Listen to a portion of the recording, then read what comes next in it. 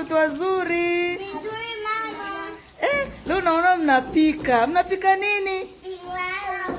Mnapika pilau? Ndio. Kumbe sio neno la Mungu tu mnajifunza, gadi kupika mnaweza? Ndio. Kwa hiyo pilau mmeweka nini na nini? Tuliweka kwanza mafuta. Alafu ikachemka. Alafu tukaweka kitunguu. Alafu sasa tunaweka nyama. Kwa hiyo hivi mnaweka nyama? Ndio. Wekeni nyama afu nione. Kwa hiyo sasa hivi unakoroga? Kwa unakoroga mpaka nyama ziive na vitunguu. Afu kisha toka hapo mnaweka nini? Tukitoka nyama. Tunaweka na viungo. Mnaweka nini stani? Viungo. Ngoja tutaona msosi wa leo utakavyokuwa. Naona mnaendelea na sasa hivi tena unaweka nini hicho? Viungo vya pilau. Na sasa unaendelea kukoroga. Kwa hiyo sasa leo kazi yako ni kukoroga. Okay, good. Kwa hiyo ndio viungo vya pilau. Hii pilau ya leo. Can't wait. Itakuwa nzuri. Good. Sawa. Yeah. Hiyo unaweka nini? Hiyo inaitwa jira. Jira. Okay. Vyote ni viungo vya pilau? Okay. Kwa hiyo mzee anaendelea kukoroga tu. Ndio. Yeah.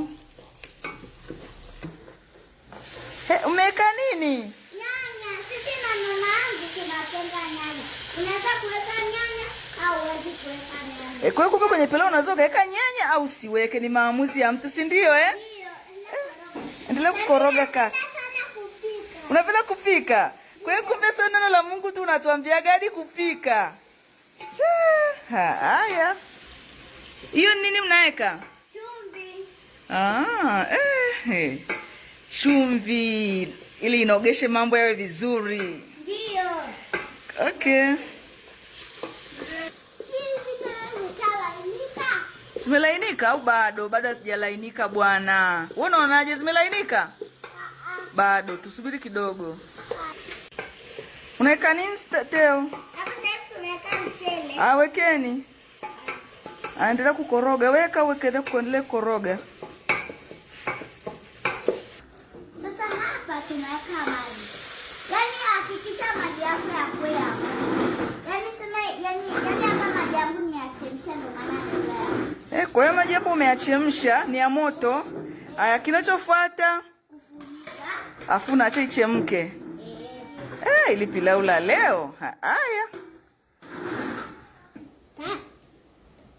Wow. Pilau yetu imekuwa nzuri.